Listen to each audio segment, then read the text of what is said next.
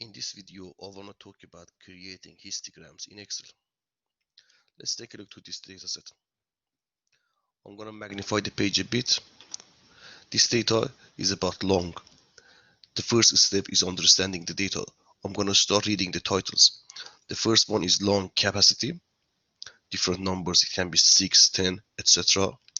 Age of people, I have different people. For example, this guy is 6 years old. This guy is 18. Different numbers. Their height, 62, 69, and so on. If they are smoking or not, which is a categorical variable, and the outputs can be yes and no. Their gender, again categorical variable of binary type. People are either male or female. And cesarean, if they made a cesarean, yes or no. In this specific case, I want to make a histogram showing different heights. Let's start. First of all, I want to know what is the minimum and maximum of the heights of people in this specific sample. Min, max. The function for calculating mean is mean itself. Right, equal to mean, hit the tab, then feed the numbers. I see 45 people. Sorry, I see this is the minimum, 45.3. And for calculating the maximum, I'm gonna say equals to max, hit the tab, and feed numbers. Maximum of height is 81. Why calculating the minimum and maximum is important for me? Because I want to define different classes which include the minimum and maximum. Let's start developing some classes or intervals. Intervals. You can see it starts from 45 and it finishes at 81. So I'm gonna start from 40 and I'm gonna go with steps of 10. 40 to 50. Second interval would be 50 to 60. Other one would be 60 to 70.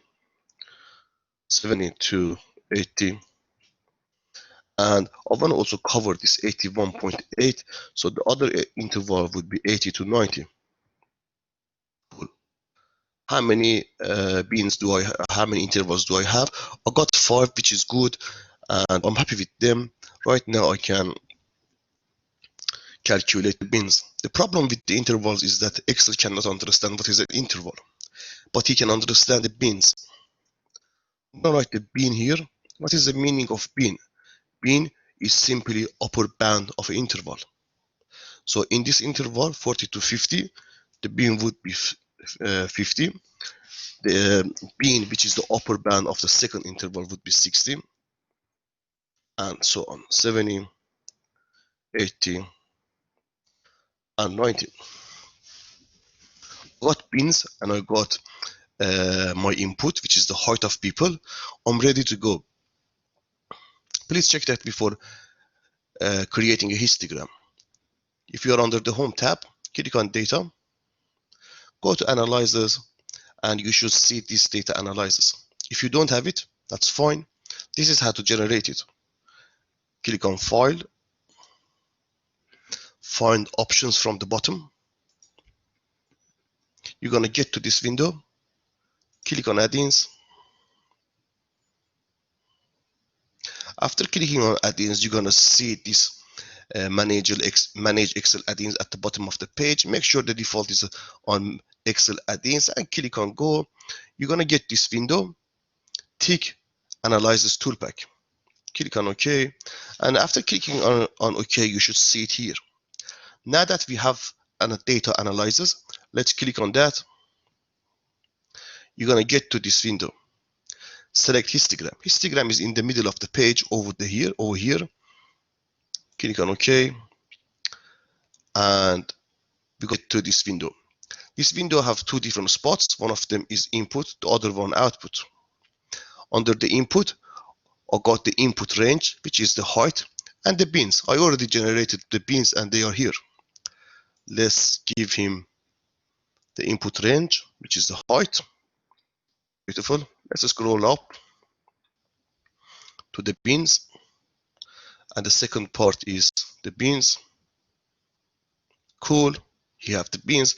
Finally, to generate the histogram, don't forget to tick the chart output at the bottom of the page, and you are good to go. Click on OK. After clicking on OK, you're gonna get to this window, to a new sheet. Let's make this chart a bit bigger. Everything is, I just want to make this chart look a bit better. I want to get rid of this title. I'm going to delete on this, on that. Also, this frequency does not make sense over here. Let me delete it. The other point is I have something like which is called more. It doesn't make sense in my figure, and I want to get rid of that as well. And for this table and this figure are connected. So if I delete this row from the table, sorry, from the table, yeah, it will be deleted here as well. And finally, the point is, when I'm working with different histograms, I do not have any gap between the bars. This is one bar, this is another bar, and there's a gap between them. I don't want to have any gap. For doing that, double click on the bar, and you're gonna see this ribbon to the right hand side. By default, we are on series option. There are different options: fill and lines, effects, series options. Come to the bottom of the page, and there's a gap width option. You can play with that. You can make it bigger or smaller. In this specific example, we don't need any gaps. Make it no gap, and it is finished. This is your histogram.